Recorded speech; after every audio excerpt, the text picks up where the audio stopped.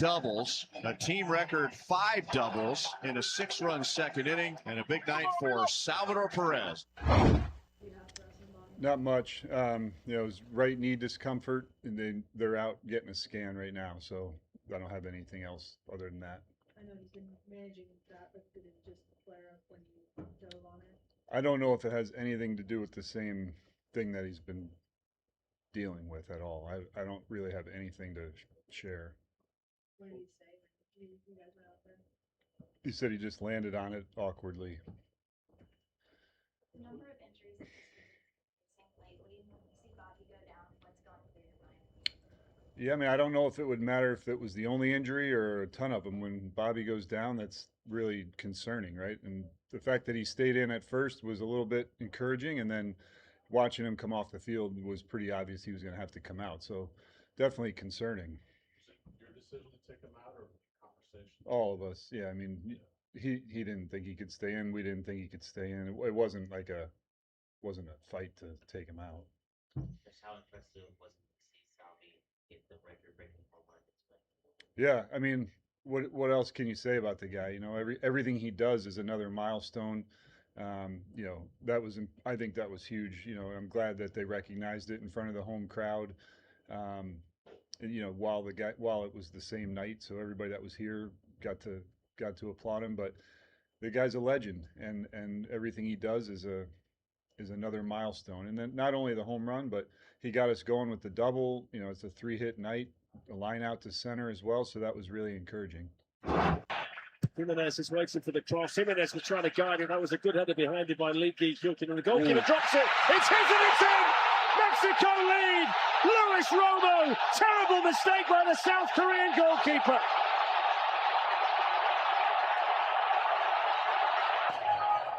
Guadalajara goes bananas, and they'll raise a shot of tequila to Luis Romo. Mexico 1, South Korea 0. Yeah, and there was absolutely no need for the goalkeeper to come and claim that. If you do, because of the body in front, you got to punch it, tries to catch it, gets stuck on his own defender. And Romo's just there in the right time, in the right moment. Sometimes you get a bit of luck, Fletch. It just falls to you.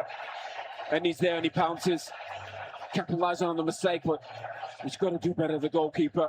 It's a horrible moment for Kim Sung-yu. His first goal in World Cup 2026. And Aguirre joins in the celebrations. Kim Min-jae, Cho's waiting in the box. That's a ball. That's a chance! It's a great save! It's a double save! It's outstanding from Rangel! The man from Guadalajara is Mexico's hero! Wow, as he kept that out. I've no idea! It's a brilliant ball in again. Some can't believe it. Again, What's this?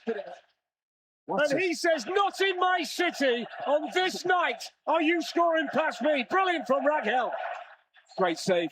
Oh, that's the one. That's the one. I'll tell you what, he does well to hold on to it. Well, Vasquez nearly knocks the ball into the back of the net himself. That's an outstanding save with his legs, and somehow he reaches that. Look at Vasquez coming in. Oh, love it. Astonishing goalkeeping from Raul Rangel.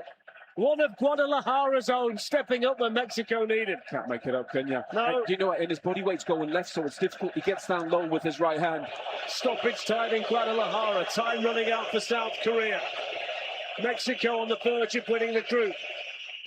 Referee's not giving anything there either. Mexico might be in. It's Vargas running through. Huerta was up there winning. They're going to get the corner, are they? No, they're not, although they are. I thought he kept it in, the goalkeeper. Vargas had the chance to put the icing on the cake. I mean, what a moment that would have been. And that's why you punch the ball, Fletch. Rang out. A brilliant punch, almost leads to a goal. There's no time for the corner because Mexico have beaten South Korea by 1-0. The hero, Luis Lima, with the only goal tonight. Edson Alvarez outstanding. Mexico have won Group A. They will continue to play their World Cup games in Mexico. It's Mexico City next. It's Mexico 1, South Korea 0.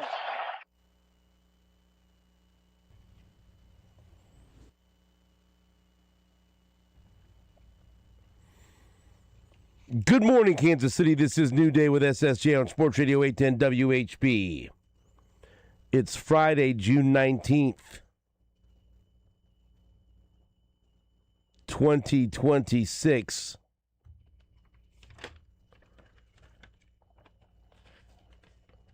There you go. I did a video yesterday for our social media platforms just about. I mean, they tell me just, hey, what do you want to talk about?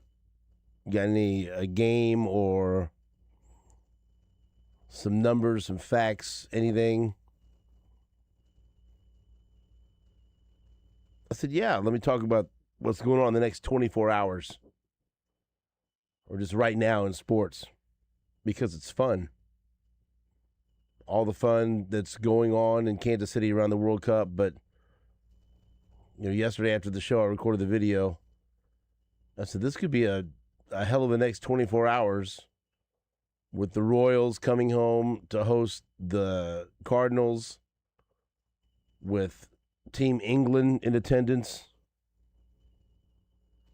and Harry Kane doing interviews at Kauffman Stadium. You got the U.S. Open underway at 8 o'clock. This is, of course, with me talking yesterday. 8 o'clock tonight, you've got Mexico taking on South Korea.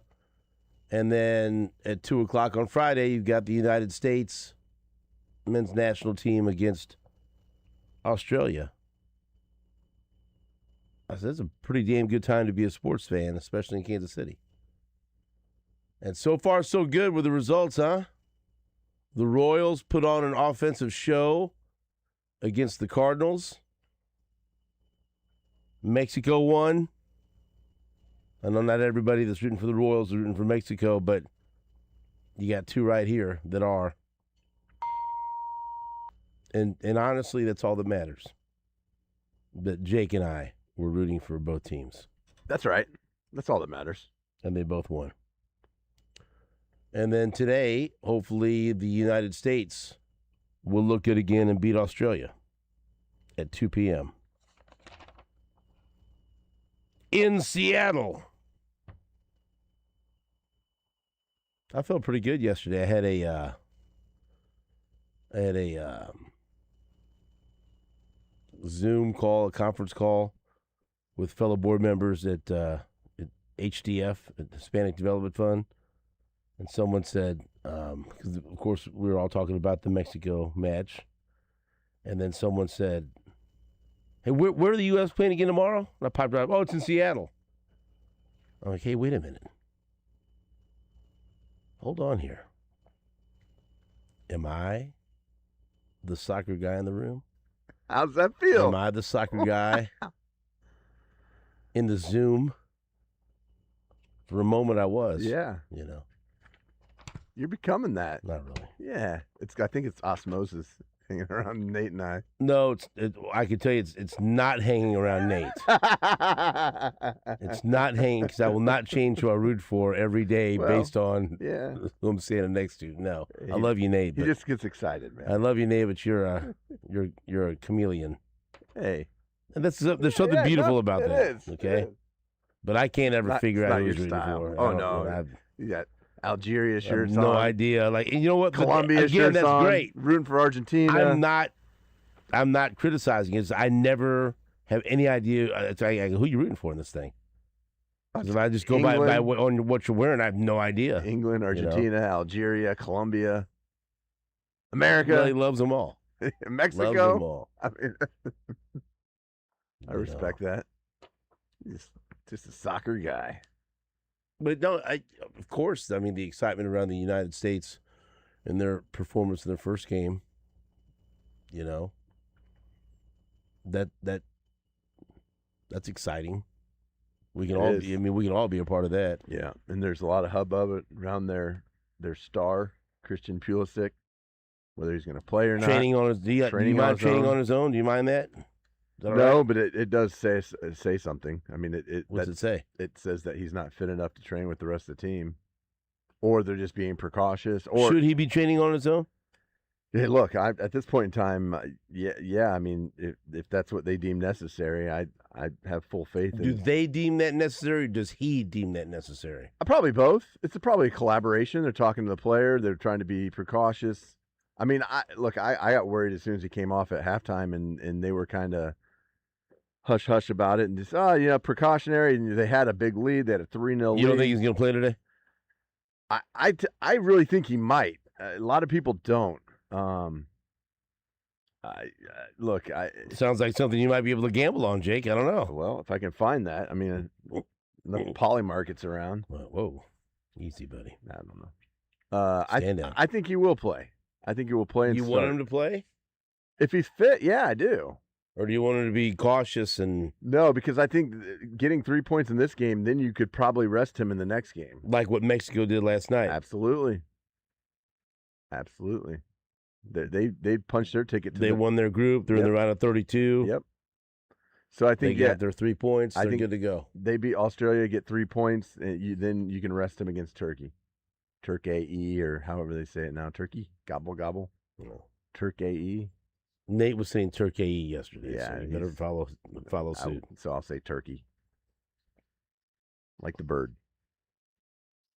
So, I think he should play if he's fit, and if he's 85%, put him out there if he can't do any more damage to that injury.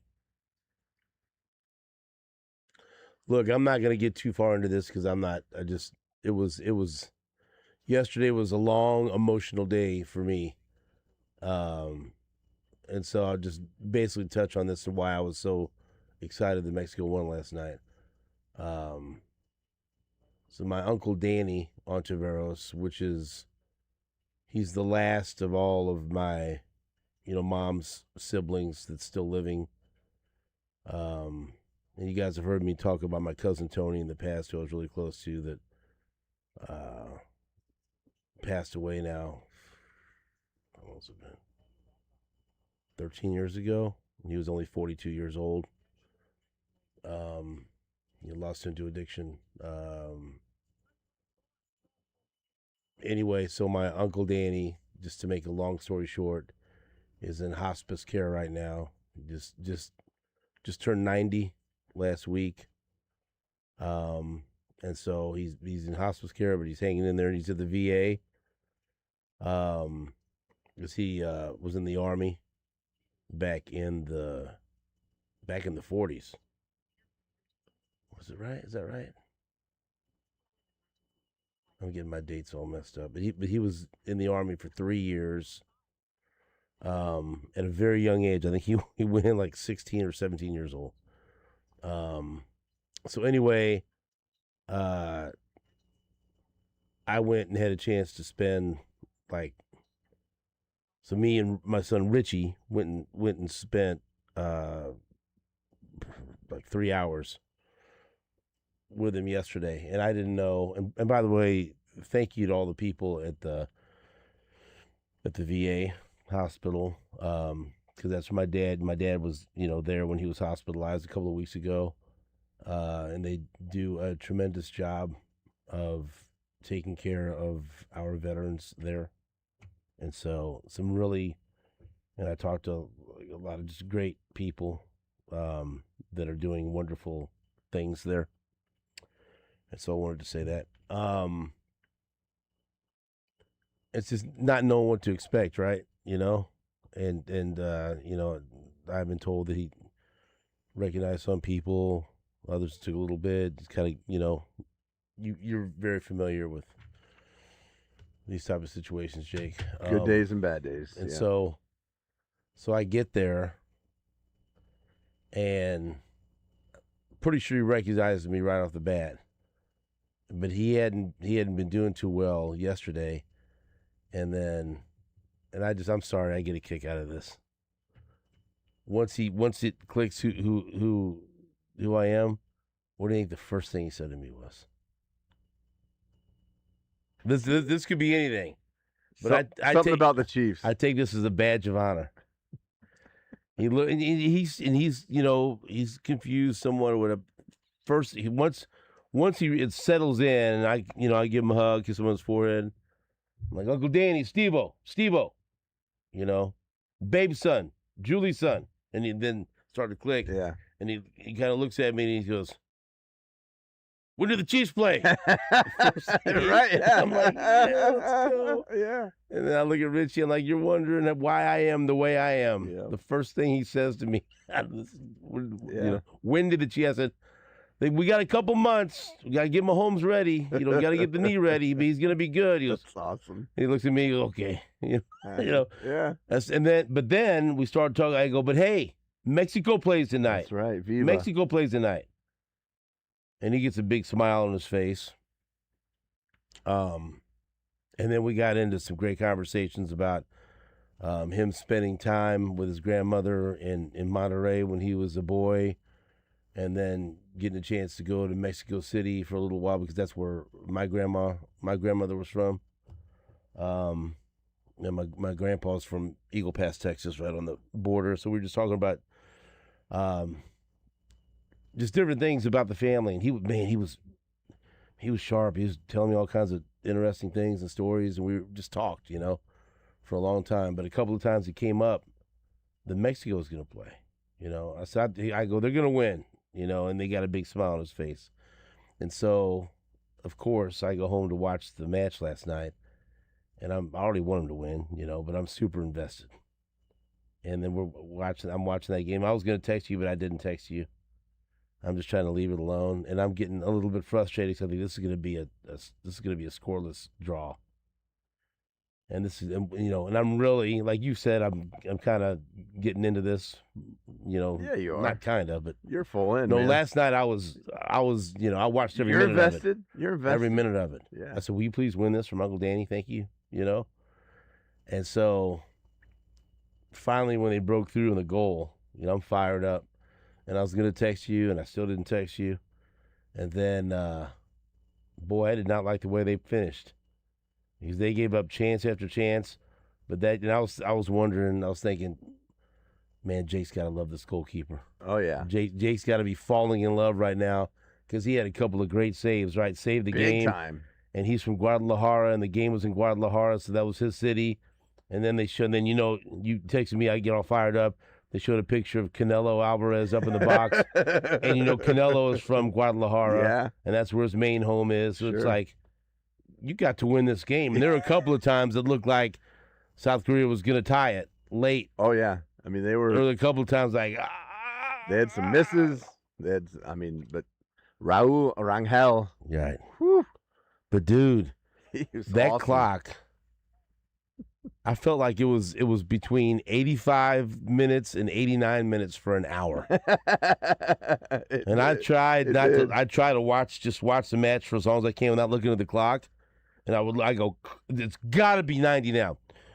88-42. Like, what am I doing here? And then, of course, 6 minutes of extra time. But there you go. That was wild. But he was great, right? Oh, he was phenomenal. I mean, he was the man of the match for me. The one save where he's on his back. And that's my favorite, just even as a goalkeeper and watching saves, and like the hardest thing to do is to make a double save or a triple save, but double he had his body weight going one way, and he was right. I mean, for me watching, there's nothing better. I mean, you can say like upper corner save is awesome to watch. Well, the one double saves. The South Korean goalkeeper had a couple of that, and that one where he fully extended and dove. I mean, those are cool, but Right. double saves for me, I mean, as a goalkeeper. Well, that one was something else. Oh, yeah. I mean, those are the best ever to see. I mean, like, phenomenal. I mean, that was the game saver. I mean, it put them through because I thought for sure I was like, oh, they just tied it up. Oh. Even when it didn't got his leg there. give a great angle when it happened live, and I'm looking like, like, how'd they keep that out? Right. And then they show the replay, and you're like, good God. What an you awesome. couldn't get any closer. I mean, that's the save. I mean, really, it's the save of the tournament for right now. I mean, that's. And Mexico had a couple of golden opportunities to go up 2-0, and they didn't, and usually they'll come back and bite you. Yep, and it almost did because they did have a golden opportunity. I think Jimenez just missed it. So, and I was really worried when they didn't go up 2-0. I was like, oh no. You see something like that, a momentum changer, and then so many times you see the other team come back and tie it up. Well, this coach is known more for his defensive approach, and he doesn't mind playing that way, and they haven't given up a goal yet. So Yep, no. Raul Rangel. was awesome. And that was kind of going into the tournament because Memo Ochoa is the longtime goalkeeper. He's played in several World Cups for Mexico, and he's the veteran. And it was kind of up in the air who was going to be the starter for this World Cup. And you ain't making a move now. No, no, you are not. And that's why they went with Rangel. And I was mainly focused on that, but also watching the Royals at the same time. I mean, thank you, Royals. Thank you for doing that to St. Louis. And there's more eyeballs on the Royals game because England's there, and they made a big deal. But that was cool. But hey, this looks like it's a lost season. And again, I can't even barely get the words out of my mouth praising the Royals about last night without having to say, oh, by the way, Bobby Wood Jr. leaves the game with a knee issue, and that makes that's like a triple kick in the junk. I'm not happy when anyone gets hurt from the Royals. And it's already bad enough dealing with Vinny hurt and dealing with Bukaty hurt and dealing with Estevez hurt and dealing with Cole Reagan's hurt. It's like, okay, that's enough, right? Bobby? Well, don't do that, baseball gods. I don't care what the record is. Don't take Bobby away from us. And so, I don't know. Just fingers crossed, right? I don't even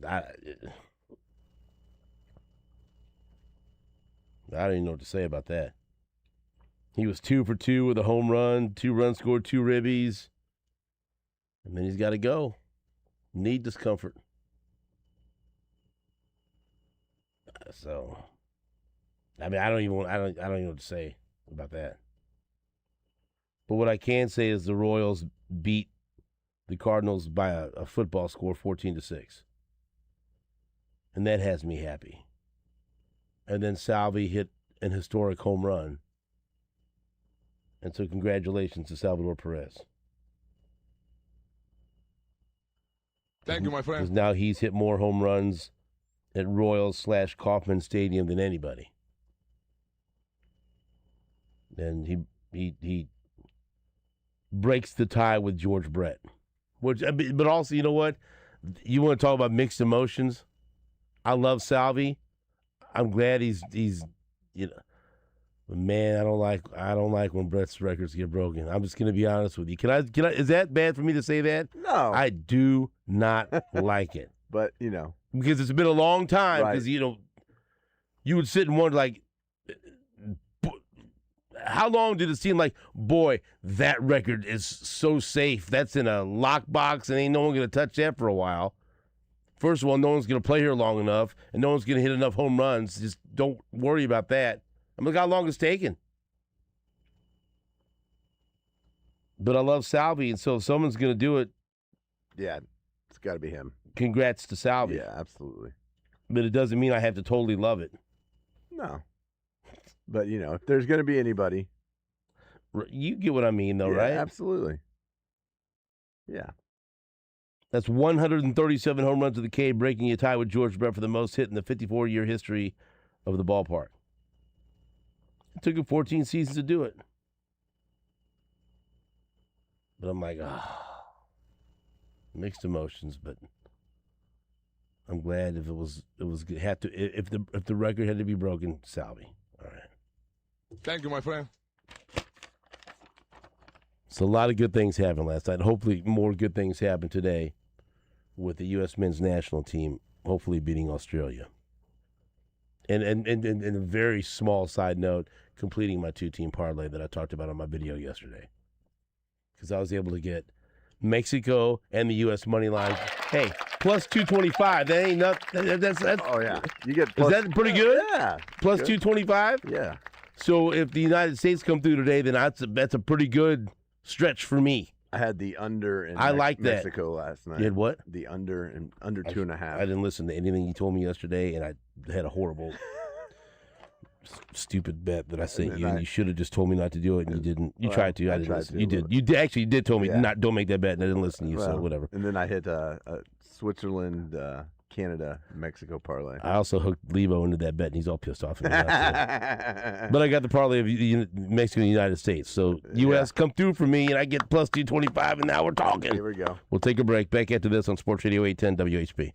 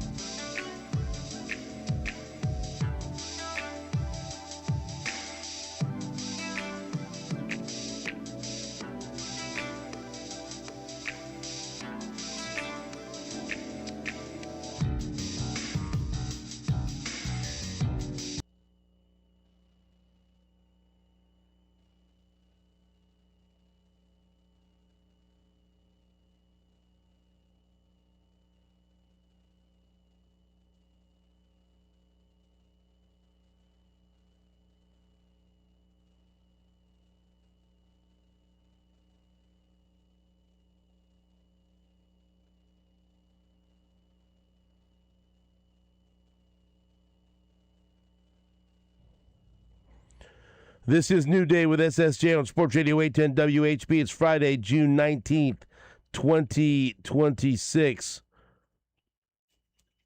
Happy Father's Day to all the dads out there a little early. Father's Day weekend. Happy Father's Day, Stan Weber. 2 days early. Happy Father's Day to everybody else, and you, Stephen, especially. Stan frantically searching for the U.S. Open to watch. We got it locked in now, right? Yes, I hadn't tried. There's so many different options to try, so I just hadn't thought of the right one this morning, but my fault. Thanks for helping. Who's going to win? Tell Jake.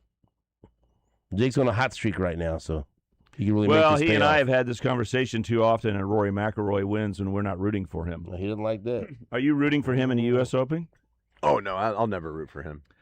Scheffler did not play well yesterday, and he has a chance to get the career Grand Slam like Rory did 2 years ago at the Masters. It was a big deal. He won majors, but he hadn't won the Masters yet. Now he's won it 2 times in a row, if I'm not mistaken. And Scheffler has not won the U.S. Open. That's what's missing. But he did not get off to a good start, which has been his theme for 2026. Awful first rounds in almost every tournament. Then battles his way back and teases you and acts like he's going to be a big factor. But unlike Tiger Woods, who intimidates and finishes out tournaments when he gets close, Scheffler fades away and finishes in the top 10 and needs to talk about how great he is. So I like Scheffler, but I don't know where he is right now. Is not in a good position. But hopefully he'll be there on Sunday to watch, because there's a lot at stake if he can win the U.S. Open. He has to win that tournament. Of all the other 51 weeks, it doesn't matter. He has to win that one to win the career Grand Slam. Jake? Yeah, I'm rooting for it. Gary Woodland went 3 under. Third place. Yeah, he's in third. After the first round. Wyndham Clark's leading at 6 under. And kind of a shocker in second, Dustin Johnson at the top. How about that? Good for him. Good for him. Not a name you've said in a long time, I bet. No, I haven't even really thought about him. I mean, he's been kind of a non-factor after going to the LIV Tour, and he hasn't been one of the LIV golfers that have made any noise in the PGA since going over there. So, good for him. I always like to see the LIV golfers do well because it really irritates Lebo. Oh, is he one of those guys? Oh, he can't stand LIV golf. He gets mad about a lot of odd things. Hey, there's lately. a new Todd Lebo, because last Friday, you weren't here, Stephen, but I've never seen Todd Lebo as fired up or aggressive on a subject. This is Mr. Fair. The ligament is Mr. Fair. Okay? It doesn't matter what you like.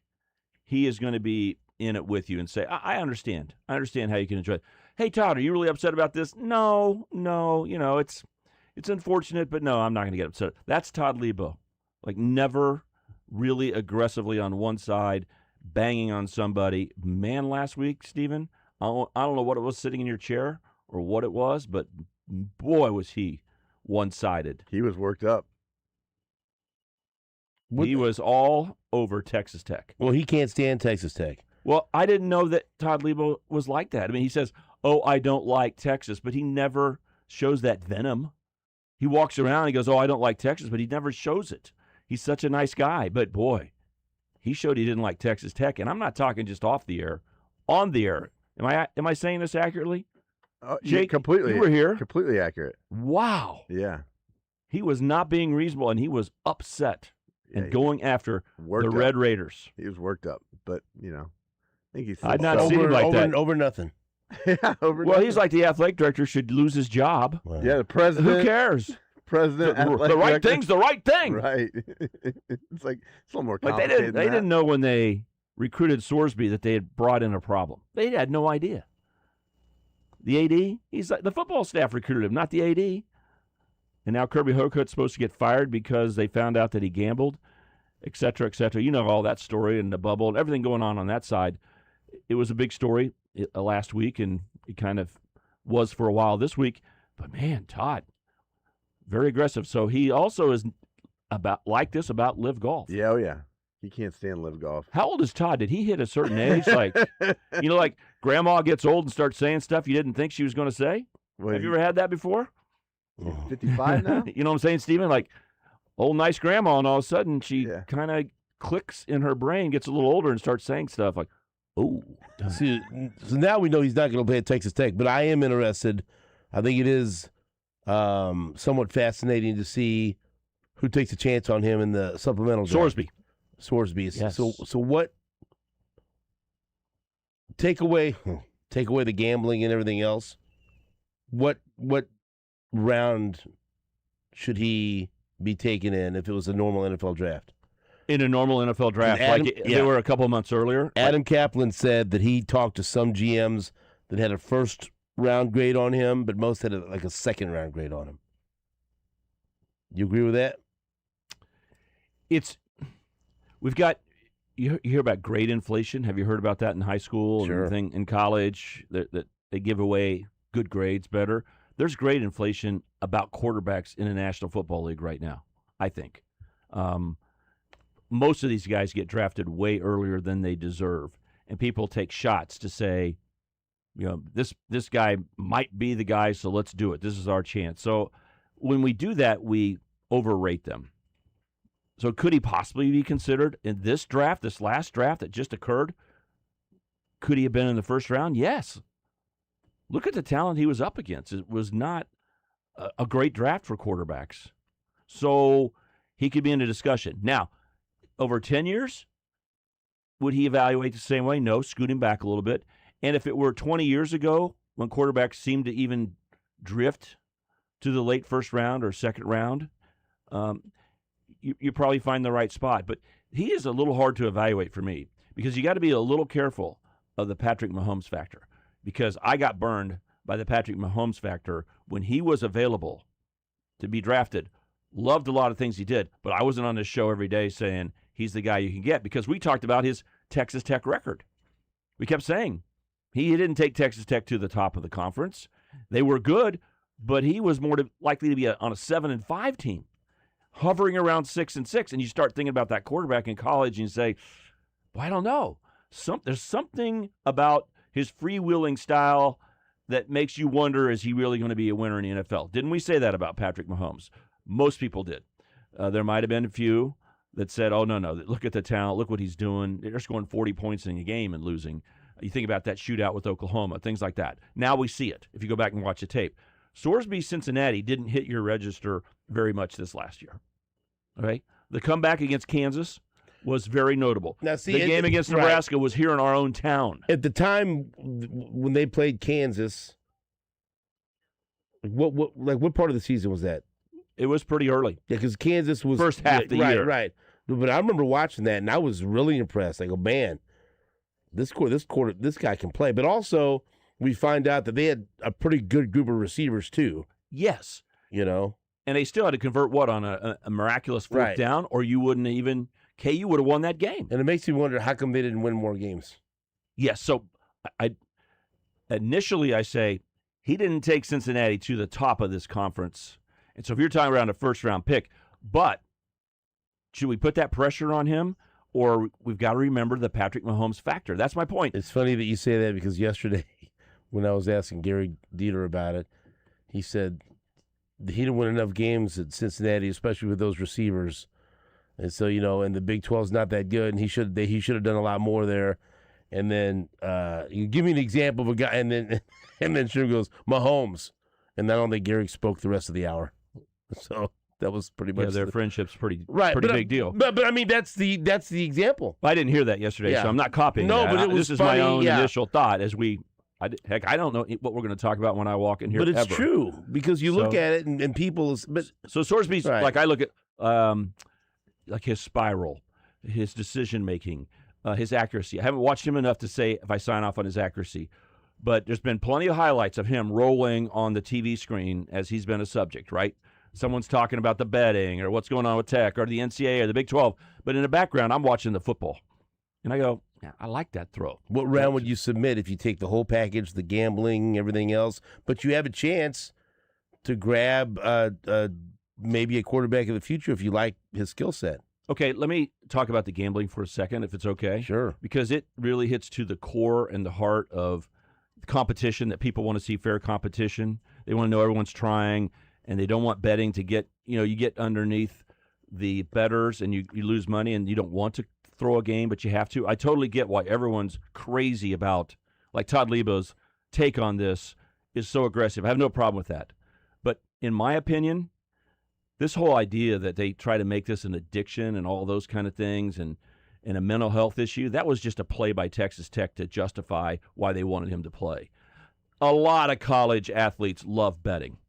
A lot of people in America love betting, and we aren't trying to tell them they need to go to an institution and do a 30-day program, okay? So you know what I think about his betting and his NFL prospects? Non-issue. Complete non-issue. That's how aggressive I am about it. When he goes to the NFL, he knows he made a mistake.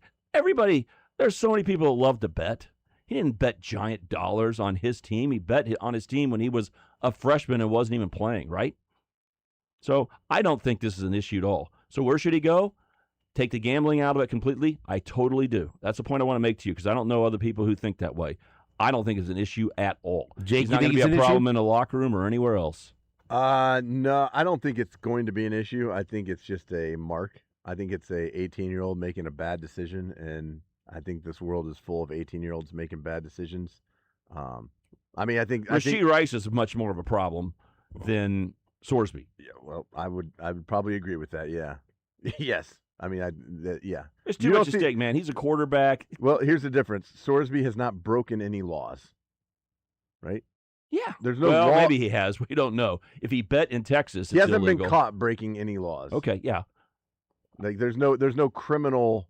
I think past. the Sorsby, the focus of this is that he broke a rule that the NCAA says he should never play again. A. And he's being punished for that. He's and never going to play. B. Texas Tech kind of fought it with his and Sorsby's lawyers, so he made it seem like Tech said, well, it's just a mental health issue. If we work with him, we're going to be fine. No, he's just a young kid making small bets. I mean, Stephen, you're a guy ready with 4 kids and celebrating Father's Day, and you're making bets on soccer. Right. So come on. People make little bets all the time. But there are some people that have a gambling addiction. Yeah, there's a real thing. Destroy their lives. Okay, but is Jake? How much do you joke about Jake betting? No, because he doesn't bet very much. Right. Like, well, I know Sorsby didn't bet very much. Well, I mean, there are people who put their families and lives in. Oh, I get that, but I'm not gambling my mortgage. An 18 to 22-year-old in the environment they're around in the locker room, you don't think they're? I mean, my buddies were playing poker when they had no money. Yeah, I mean, he did gamble up to $90,000. Right. So I mean, total over how many years? Well, I mean, I haven't. I'm not imploring him and saying what a great guy. I'm just here's my take. If I'm a general manager, I don't even worry about that. He's going to be ready to play football and play legitimate football. So depending how much you need a quarterback and you get a free extra year right now, the NFL may suspend him for part of the season, but it's almost like a redshirt year. See, so I would say second round. Why would the NFL suspend him? The NFL suspended a quarterback that came out of Ohio State. The NCAA had suspended him, and the NFL followed up and suspended him. Also saying you're not getting get out of jail free card. That was a long time ago. Or was that Art? No, not Schleister. Terrell Pryor. I think so. Okay. Look up the details. I'm sketchy on that. I'm just saying, if you're a GM, you got to factor in the NFL might say there's some issue here for a little while. But no matter what, you get him this year instead of next year. To answer your question, I would put in a second round flyer if you're a team that is interested in a quarterback like Sorsby. I don't think you'd put in a first round, and the teams that really need them are going to be at the top of the draft probably next year, right? This is like you taking next year's pick today if someone drafts him. So everyone blindly throws in, like everybody, unless you're reputationally don't want to be involved in this, Stephen, everybody should say, I'll put a 7th round pick in just in case. If everyone else doesn't say they want him, then you get him for a 7th round pick. If 3 teams say we'll do it for a 3rd round pick, then you say, how do you figure out who gets it? Well, the worst teams get priority if we all bid a 3rd round pick. Pryor was suspended 5 games for the cash from memorabilia scandal. And that's a college scandal. Yeah. Does that make sense? Like, so Sorsby. Tattoo gate. What a weird deal. He got free tattoos at Ohio State. Yeah, what a weird deal. Yeah, and so the NCAA suspended him 5 games, and so he left to go to the NFL, and so Goodell gave him a 5-game suspension because. See, I'm saying there's precedent here. It's a long time ago, but even if you did that, Sorsby isn't going to walk in to be your starting quarterback today. He may be your starting quarterback by the end of the year if he's good enough. So I would say if you're really interested in a quarterback, second round. I said, and people have been focusing on teams that need quarterbacks right now or have bad quarterback situations. I think a better spot for him would be like what the Rams did. Going and getting a young guy like Detroit or someone that doesn't have a quarterback in the future. Yeah. Or even, who brought it up yesterday? The Texans with C.J. Stroud, kind of like, what did you think when you watched him last year? Man, with this defense and everything else. He lost the game for him. Right. I called him out on your show. Said I don't trust him. I'd think about, if I liked him, I'd think about him. Plus, a first-round pick's not a first-round pick. Yeah. And a second-round pick's not a second-round pick. If you're early in the picks, those are so valuable, and you hope you never pick there again, i.e. Kansas City Chiefs 2026. You don't ever want to pick in the top 10 again, right? Right. No. So if you're a really good team, you mentioned the Rams or even Detroit, who's picking from 20 to 32, and you give up a second-round pick, it really is a little bit for the future, but you also aren't giving up that much for next year. And here's a year compared figure to it out. The seventh pick in the draft next year. Yeah. Do you really want Sorsby to be your seventh pick in the draft next year? If he's good, the answer is yes, because you get him this year as well.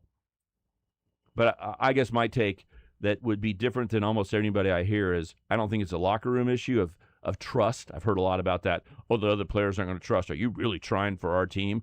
No. It is a meshing together of all kinds of wild personalities in these locker rooms.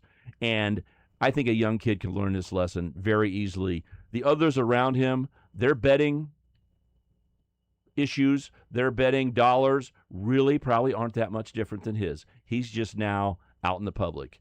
And maybe his buddies are going like, I hope they don't turn to me. Because I'm betting on stuff all the time. And watching him come back against Kansas, that guy's a competitor. I mean, I'd go second round. I would too. I think, And that game against Kansas was early. That's September 27th. That was a hell of a game. Yeah. Oh, he was great in that game, and he can run the hell out of the ball. I mean, he's a great runner with the ball. So I mean, it was such a giant game because that fourth quarter drive was crazy. KU was the better team. And he put that drive together. Receivers made the unbelievable catches and all those things. And the safety had a really bad drop for an interception. So exactly. And it turned the seasons around. Kansas didn't go to a bowl game last year. They were 5-7. If they would have beat Cincinnati, they probably would have finished 8-4, in my opinion. Yeah. It would have been a whole They would have been different 4-1 year. at that point. That was the pin that popped the bubble for KU's season last year. Did that pop your bubble, Jake? Yeah, it popped my bubble. You're right. For real. Well, I remember you were. I was. You did not handle that. Am I overstating this? No, that's a pickle. That was a heartbreaker. Hey, everyone who listens to me knows early season momentum is giant in college football. Not as much in NFL anymore. It used to be before there were 17 games and a lot of things like that. But every year's a new year and early season momentum. And when they lost to Cincinnati, it changed their season completely. How about this? Okay, in that game, Cyrus Allen of the Chiefs. Let's go Chiefs. 11 catches, 128 yards, and 2 touchdowns.